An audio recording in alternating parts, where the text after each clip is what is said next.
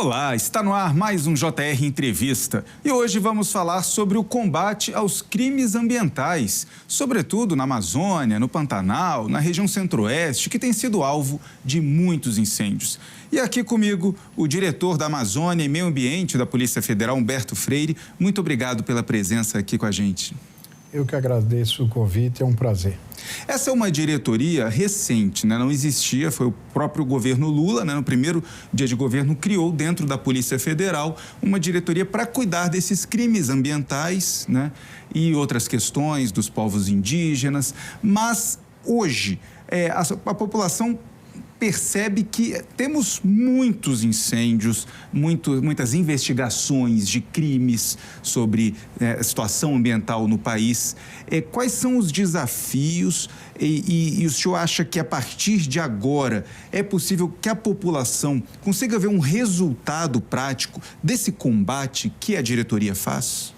Sim, Yuri, como você disse, ainda na fase de transição com a eleição do presidente Lula, foi definido que haveria essa nova diretoria na Polícia Federal exatamente para que a gente pudesse retomar a pauta ambiental pelo Executivo Federal e também fortalecer o combate aos crimes ambientais com essa atuação mais expressiva da Polícia Federal através de uma diretoria e de suas unidades descentralizadas, as delegacias de meio ambiente das superintendências e algumas delegacias descentralizadas, como Santarém, como Marabá, Ji-Paraná, em Rondônia, que tem uma casuística de crimes ambientais mais forte. Com essa estrutura nova feita na Polícia Federal, a gente não vai conseguir, eu diria que a gente já tem conseguido realmente já fazer novas investigações mais profundas e focadas, sobretudo, naqueles que financiam o crime ambiental e exploram economicamente esses crimes ambientais. Para você ter uma ideia, um relatório recente do GAFI, que é a Rede Mundial de Combate à Lavagem de Dinheiro, revelou que o crime ambiental já é a terceira atividade criminosa mais rentável do planeta. Só perde para o tráfico de drogas e o contrabando. Movimenta 282 bilhões de dólares anualmente. Então, é fundamental que a gente tenha realmente uma estrutura mais robusta para combater esses criminosos ambientais que muitas vezes se relacionam até com outros ramos do crime organizado. E é claro que se a gente pensar em 2 anos atrás, não tínhamos nenhuma estrutura. Hoje, qual é o tamanho dessa estrutura? Quantos policiais federais estão dedicados à causa ambiental hoje? Hoje nós temos, com certeza, mais de 400 policiais no âmbito da Polícia Federal, dedicados a essa temática. E não só isso, quando a gente precisa, por exemplo, fazer uma operação especial em que a gente tem o cumprimento de mandados em vários estados e a quantidade de mandados de busca e apreensão, de prisão, assim necessitam, a gente tem pontualmente o apoio de outras áreas, de outras delegacias, de outras temáticas da Polícia Federal, para que a gente possa dar cumprimento a isso. E a gente tem utilizado também as Forças Integradas de Combate ao Crime Organizado, as chamadas FICO, que a gente tem em todos os estados da Federação e foram criadas no ano passado. E essas forças integradas, elas reúnem a Polícia Federal, mas também a Polícia Rodoviária Federal, a Polícia Penal Federal e as forças estaduais, como Polícia Militar, os sistemas prisionais dos estados, as polícias civis, para que a gente possa fazer investigações do crime organizado, sobretudo aquele crime organizado violento, que se dedicam também, muitas vezes, ao crime ambiental, como a expressão que ficou bastante conhecida, o narcogarimpo, que são aqueles que se dedicam ao garimpo ilegal, mas que tem também uma interação forte com o narcotráfico.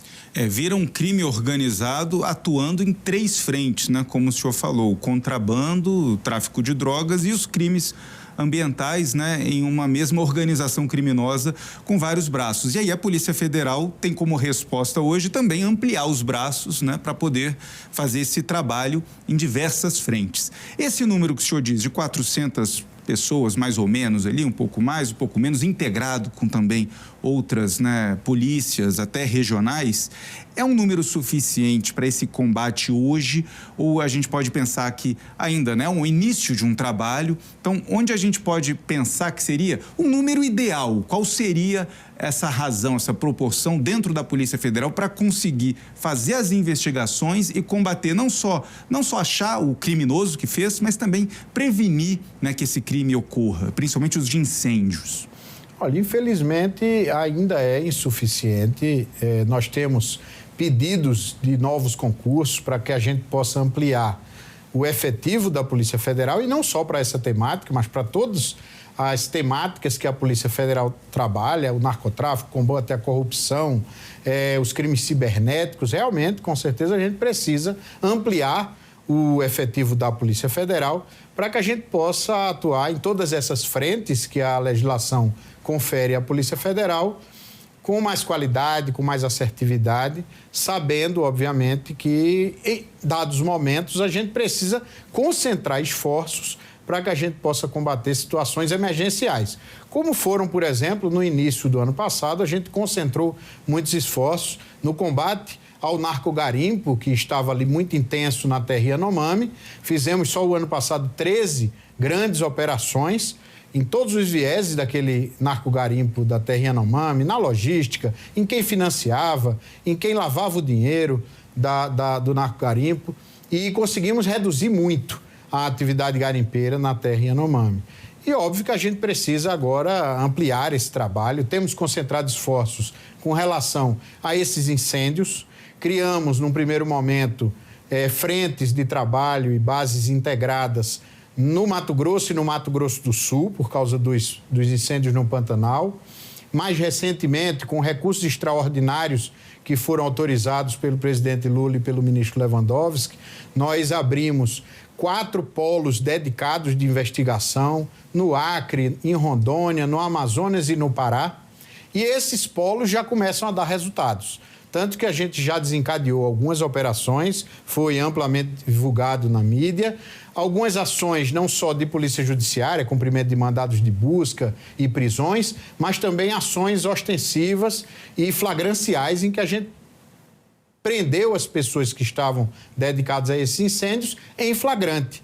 E aí conseguimos levar o sistema de justiça para que sejam responsabilizados criminalmente. Em uma decisão recente, o ministro do Supremo Tribunal Federal, Flávio Dino, autorizou o uso de um fundo que a Polícia Federal tem, né, exatamente para fazer esse combate emergencial aos incêndios e aos crimes relacionados a esses incêndios. Esse dinheiro chegou, a diretoria já tem mais equipamentos, já tem mais recurso nesse momento para continuar não só o combate ao crime, mas as investigações a partir do que já foi levantado? Esse descontingenciamento do Funapol, que é esse fundo da Polícia Federal... São mais de 100 milhões, né, de reais. Sim, mas esse descontingenciamento, a gente, depois que há uma decisão, a gente precisa fazer todo um trâmite orçamentário e burocrático para que esse dinheiro efetivamente seja empregado. Mas a gente já tem disponibilizado, por medidas provisórias que foram editadas pelo governo, recursos para o Pantanal, recursos para a Amazônia, exatamente por essas medidas provisórias que destacaram a parte extraordinária do orçamento, e esse sim já está disponível, a gente já tem empregado tanto para aquisições e investimentos, como também para custear essas operações conjuntas, que eu volto a dizer, não são só da Polícia Federal, precisam também da atuação dos órgãos estaduais de segurança pública e muitas vezes de outros órgãos que não são de segurança pública, mas são da parte de fiscalização, como o IBAMA, como o ICMBio, como as secretarias de meio ambiente dos estados, e aí todos integrados a gente poder realmente fazer mais e evitar que novos incêndios aconteçam, principalmente esses que ainda têm eclodido e que a gente está buscando pegar em flagrante esses criminosos. Os primeiros inquéritos da Polícia Federal sobre esses crimes ambientais, né, a colocar de propósito, né, fogo em uma mata, em uma floresta, começaram a ser investigados, né, os inquéritos foram abertos no ano passado. Eles estão se avolumando, cada vez mais inquéritos. Como é que está esse número hoje? Quantos inquéritos estão abertos? E esses mais antigos, em que ponto eles já estão? Nós já tínhamos instaurado alguns inquéritos no ano passado. Esse ano nós intensificamos ainda mais o trabalho e instauramos ainda mais investigações. E esse número, que começou ali no primeiro levantamento com 52 inquéritos, Em dado de hoje, em primeira mão, eu posso lhe dizer, já chega a 101 inquéritos instaurados da Polícia Federal, em que, em todos eles, nós temos buscado aprofundar as investigações para chegarmos não só naquelas pessoas que atearam fogo, objetivamente, mas também todos aqueles que estejam por trás desse incêndio, tendo proveito econômico, num segundo crime, porventura, que é praticado, que é o de grilagem de terra e aproveito econômico desse aproveitamento econômico dessas áreas. Então, a gente, com essas investigações, quer realmente atingir todos os elos dessa cadeia criminosa e desbaratar essas organizações criminosas que têm se dedicado a esses incêndios como forma de obter áreas públicas ou de criar o caos para esgotamento das forças de segurança. Perfeito. O JR Entrevista faz um rápido intervalo e, na volta, a gente continua conversando com o diretor da Amazônia e Meio Ambiente da Polícia Federal, Humberto Freire. Não saia daí. Estamos de volta. Lembrando que você pode assistir ao JR Entrevista na Record News às 11 da noite, no portal R7, no Play Plus, no Jornal da Record, no JR 24 horas e também nas nossas redes sociais. E aqui com a gente hoje o diretor da Amazônia e Meio Ambiente da Polícia Federal, Humberto Freire. Então, diretor, a gente falava, no outro bloco, sobre essas investigações. 101 inquéritos abertos, muitos deles desde o ano passado, e algumas operações já com mandados de busca e apreensão, mandados de prisão, já foram realizados. Quais inquéritos a gente pode falar que já estão mais adiantados?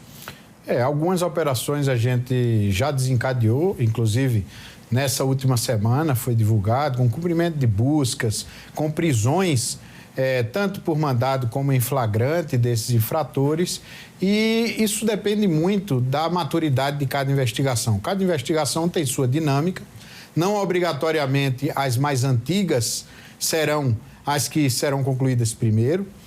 Recentemente a gente concluiu uma dessas investigações aqui no DF. Aquele caso em que uma pessoa num carro vermelho ateou fogo e esse fogo se alastrou, causando um grande incêndio. Essa pessoa a gente já conseguiu identificar, já apreendemos o veículo e já estamos aprofundando as investigações para poder realmente levar essa pessoa e seu compasso ao sistema de justiça e responderem por todo esse dano, tanto criminalmente, como também serem processados para indenizarem pelo dano ambiental causado, tanto a devastação como aqueles serviços ecossistêmicos que as áreas devastadas deixam de prestar ao planeta. Muitas dessas áreas eram nascentes de águas, podiam ser habitats de animais, então deixam de prestar um serviço ecossistêmico ao planeta e isso é calculável para que essa indenização seja proposta e determinada pela Justiça. Agora, as penas que existem hoje na legislação, quando se fala em crime ambiental, o senhor acredita que elas são um obstáculo a mais para esse trabalho da Polícia Federal, para essa repressão? Porque acaba que as condenações, elas são brandas, são penas brandas. Com certeza, e não só em nível de Brasil, mas em nível mundial. Infelizmente, os crimes ambientais ainda são tidos como crimes de menor importância ou de menores consequências, e tanto que as penas, muitas vezes, em vários países, são muito baixas. Recentemente, o ministro Lewandowski encaminhou uma proposta de modernização legislativa com aumento dessas penas para os crimes ambientais e a gente tem uma expectativa que brevemente isso chegue ao Congresso Nacional para que os parlamentares se debrucem a temática e a gente possa ter uma lei mais moderna, mais adequada ao nosso país, aos nossos desafios e ao momento de retomada da agenda ambiental em nível mundial. E com isso a gente ter também uma estrutura de melhor investigação, para que a gente possa investigar de forma mais aprofundada e com ferramentas investigativas mais aprofundadas esses criminosos ambientais. Para você ter uma ideia, quando a pena é muito baixa, muitas vezes a gente sequer consegue um mandado de prisão contra esses criminosos, exatamente por causa desse entendimento da legislação como um crime menor. Quer dizer, se ele fosse condenado, ele não ficaria preso, então é muito difícil conseguir uma prisão preventiva, já que já seria uma prisão além da capacidade da condenação. Né? Exatamente. E também uma pena baixa influencia no período de prescrição desses crimes.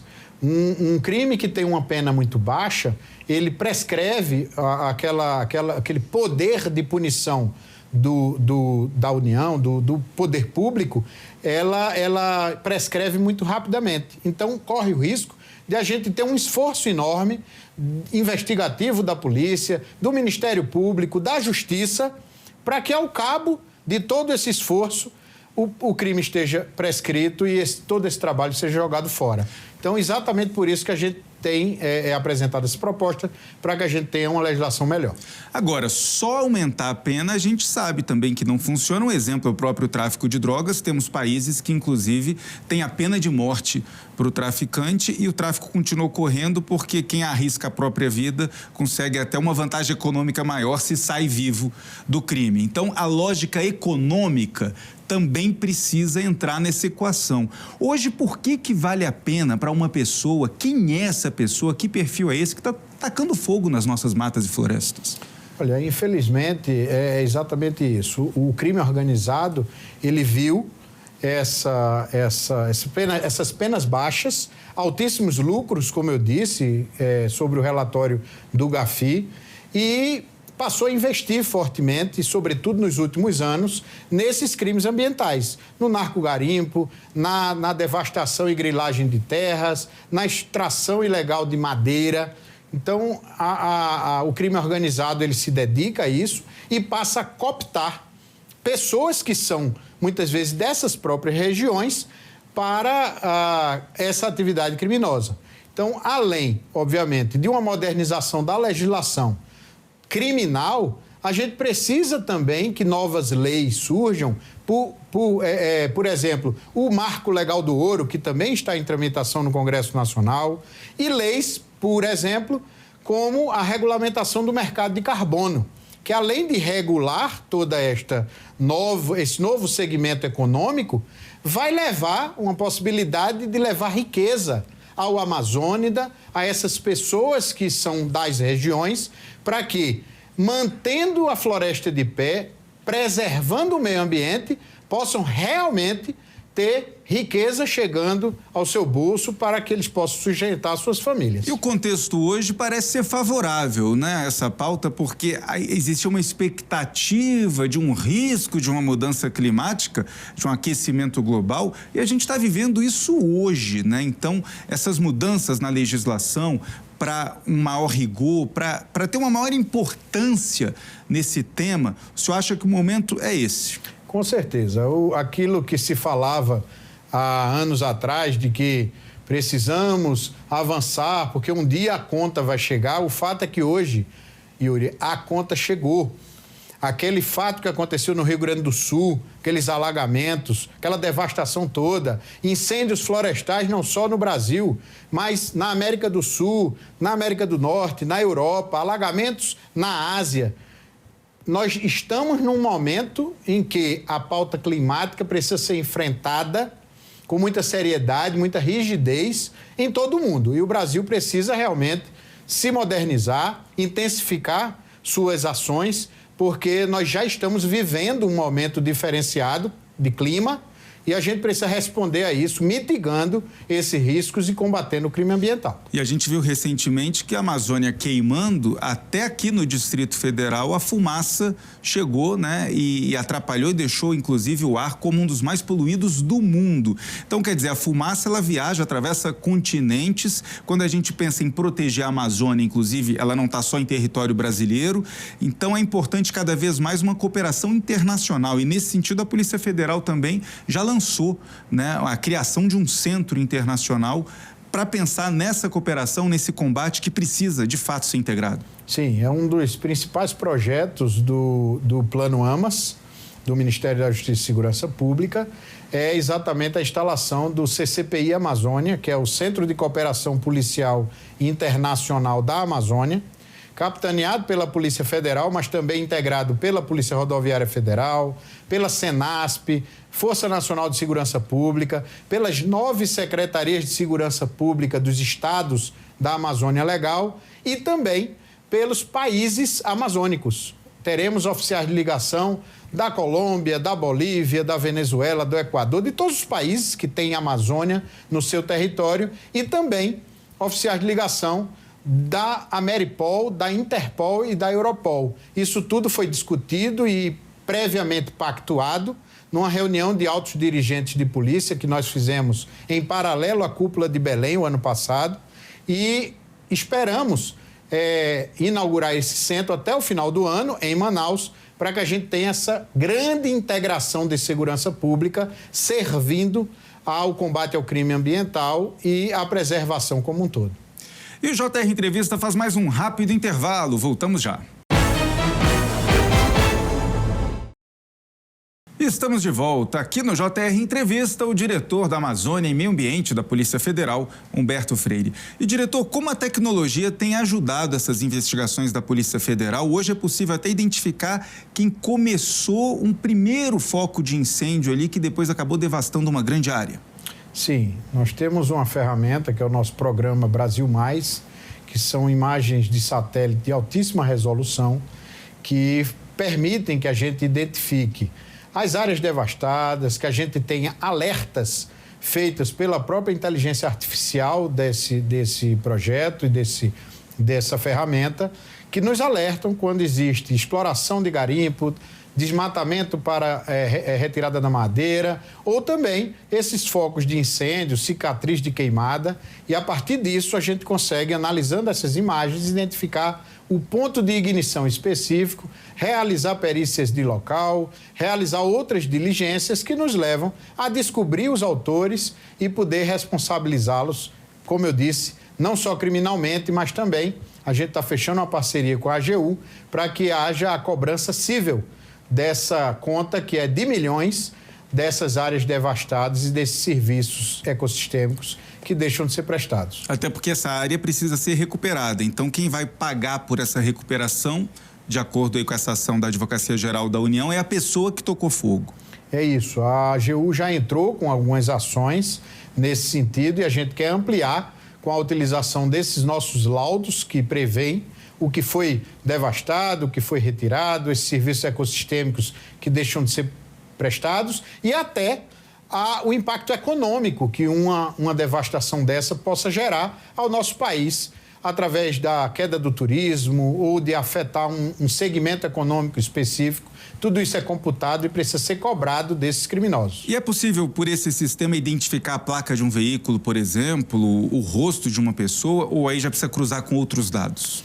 Não, a gente lança mão de várias técnicas investigativas, não só a imagem de satélite que vê essas áreas e identifica o crime ambiental praticado, mas outras técnicas que nos levam também a outras imagens que identificam muitas vezes a pessoas, como foi esse caso daqui do DF e outros que a gente está aprofundando para chegar a esses criminosos. E o senhor acredita, então, que essas ações, em parceria com a AGU, inclusive com essas multas, podem meio que equalizar, compensar essa situação das penas ainda muito brandas? Porque em 101 inquéritos abertos pela Polícia Federal, ainda temos pouquíssimas prisões de fato, né? Qual é o desafio da Polícia Federal para tentar chegar mesmo e não deixar impune essa situação?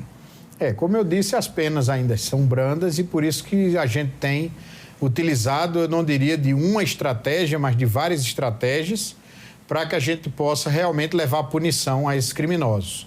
Uma estratégia é essa, de punição financeira a eles, com essa parceria com a AGU, mas nós também temos aprofundado nas nossas investigações o levantamento se aquele crime ambiental está relacionado com outros crimes.